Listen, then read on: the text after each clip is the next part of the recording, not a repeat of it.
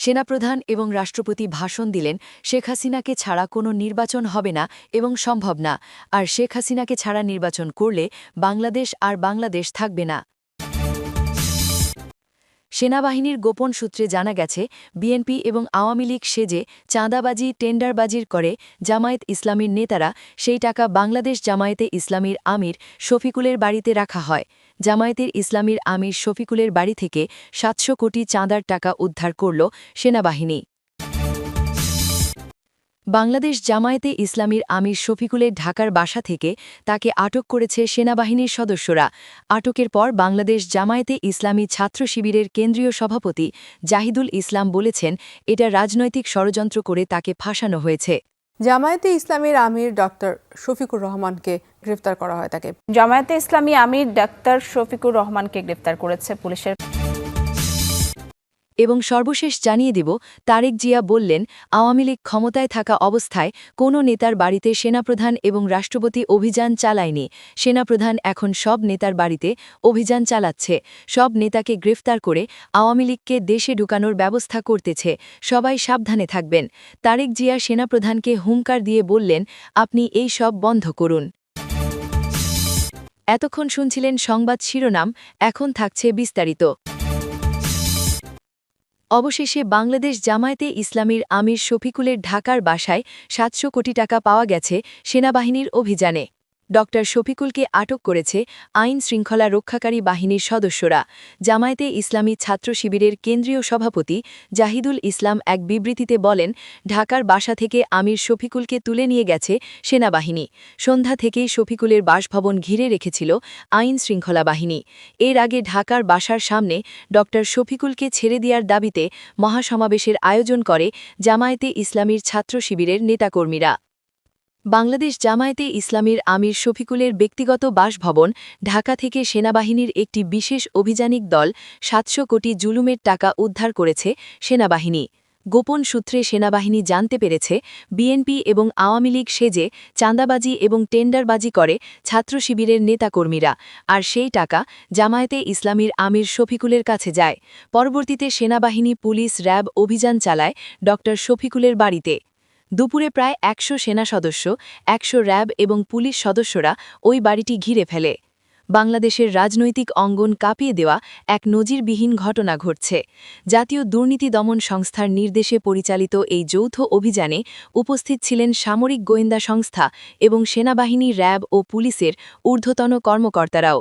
রাত ৮টা ৪৫ মিনিটে শুরু হওয়া এই অভিযান চলে প্রায় ৬ ঘণ্টাব্যাপী। ঠিক ৯টা ১০ মিনিটে অভিযানিক টিম মূল ভবনে প্রবেশ করে এবং প্রথমেই বাড়ির শোবার ঘরে এবং ব্যক্তিগত অফিস রুম লক্ষ্য করে তল্লাশি শুরু করে। তদন্তকারী সংস্থার এক সদস্য নাম প্রকাশ না করার শর্তে জানিয়েছেন, ৪টি সিন্ধুক ও ৩টি লকার ভেঙে সেখানে বাক্সের পর বাক্স ভরা বিপুল পরিমাণ নগদ টাকা এবং স্বর্ণালঙ্কার উদ্ধার করা হয়। উদ্ধারকৃত অর্থ বিশেষ নিরাপত্তার মধ্যে বাংলাদেশ সেনাবাহিনীর একটি গাড়িতে করে নিয়ে যাওয়া হয়। সব মিলিয়ে হিসাব অনুযায়ী প্রায় ৭০০ কোটি টাকা পাওয়া গেছে বলে প্রাথমিকভাবে নিশ্চিত হওয়া গেছে। অভিযান শেষে এক ব্রিফিংয়ে সেনাপ্রধান ওয়াকারুর জামান এবং রাষ্ট্রপতি শাহাবুদ্দিন চুপ্পু বলেন, জনগণের অর্থ আত্মসাতের যে কোনো অভিযোগ আমাদের জন্য গুরুত্বপূর্ণ। আদালতের অনুমতি নিয়েই আজকের অভিযান চালানো হয়েছে। সেনা কর্তৃপক্ষ স্পষ্ট জানিয়ে দিয়েছে, এই অর্থের হিসাব ডক্টর শফিকুলকে দিতে হবে। তাকে এই টাকার কথা জিজ্ঞাসা করলে ডক্টর শফিকুল বলেন, এই টাকা আমার নেতাকর্মীরা দিয়েছে আমাকে খরচ করার জন্য। আমরা এখনও তদন্তের আওতায় যাচ্ছি যে এই বিপুল অর্থ এবং স্বর্ণ কোথা থেকে এসেছে এবং কী উদ্দেশ্যে এটি এখানে গচ্ছিত রাখা হয়েছিল। এদিকে বাংলাদেশ জামায়াতে ইসলামীর পক্ষ থেকে এই অভিযানের তীব্র প্রতিবাদ জানিয়ে বলা হয়েছে, এটি একটি রাজনৈতিক প্রতিহিংসামূলক অপারেশন। দলটির ছাত্র শিবিরের কেন্দ্রীয় সভাপতি জাহিদুল ইসলাম এক বিবৃতিতে বলেন, জামায়াতে ইসলামী শফিকুলের মতো একজন সম্মানজনক ব্যক্তির বাড়িতে তল্লাশি অপমানজনক আচরণ করা হয়েছে, তা নজিরবিহীন। সরকারের মদতপুষ্ট সেনা ও প্রশাসন এভাবেই একটি রাজনৈতিক নেতার বাসভবনে অভিযান চালাতে পারে না। তবে সরকারের পক্ষ থেকে জানানো হয়েছে, এই অভিযান সম্পূর্ণ নিরপেক্ষ এবং বিচারিক প্রক্রিয়ার অধীনমোদিত। প্রধানমন্ত্রী কার্যালয়ের মুখপাত্র এক বিবৃতিতে বলেন, কেউই আইনের ঊর্ধ্বে নয়।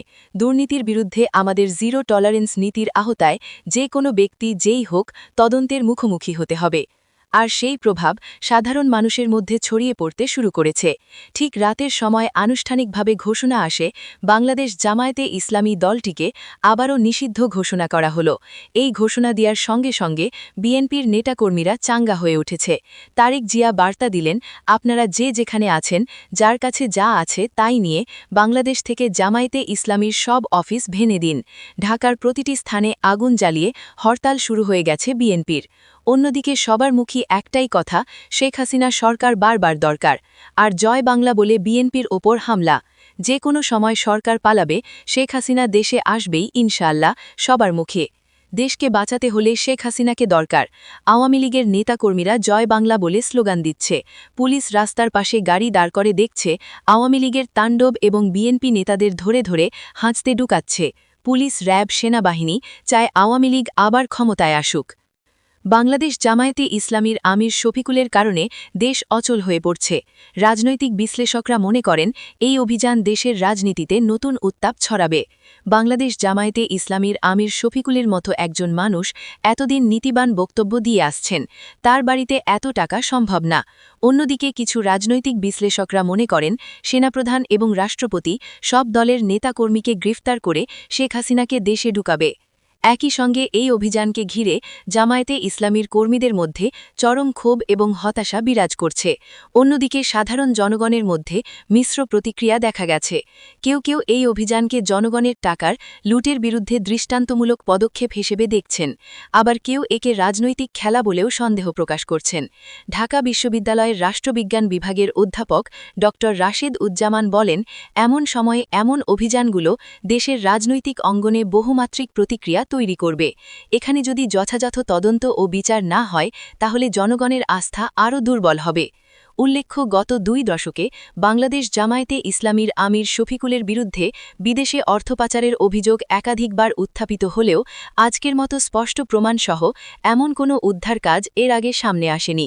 বর্তমানে উদ্ধারকৃত নগদ টাকা ও স্বর্ণালঙ্কার সামরিক হেফাজতে রাখা হয়েছে এবং উচ্চ পর্যায়ে তদন্ত কমিটি গঠন করা হয়েছে। আগামী 72 ঘণ্টার মধ্যে বিস্তারিত প্রতিবেদন জাতীয় দুর্নীতি দমন কমিশনের কাছে জমা দেওয়ার কথা রয়েছে। সেনাপ্রধান ওয়াকারুজ্জামান কয়েকদিন আগে বলেছিলেন, দুর্নীতি দমনে কারও প্রতি রেহাই দেওয়া হবে না। জামায়াতে ইসলামীর আমির শফিকুলের বাড়িতে অভিযান চালিয়ে টাকা উদ্ধার করে তিনি সেই প্রতিশ্রুতির প্রমাণ বাস্তব দিলেন। এত বিপুল অঙ্কের নগদ ড শফিকুলের ইসলামের বাড়িতে পাওয়া মানে গোটা জামায়াত ইসলামীর নেতাদের অর্থনৈতিক দুর্নীতির চিত্র এখন প্রকাশ্যে। হাজারো কৌতূহলী মানুষ ভিড় জমায় ড শফিকুলের বাড়ির সামনে।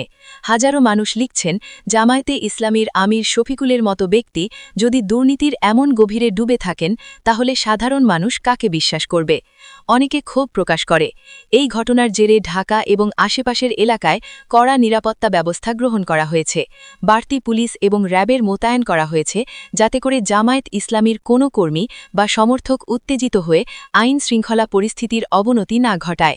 দেশবাসী এখন তাকিয়ে আছে এই উদ্ধার অভিযান পরবর্তী বিচারিক প্রক্রিয়া কিভাবে পরিচালিত হয় এবং এর পেছনের প্রকৃত সত্য বেরিয়ে আসে।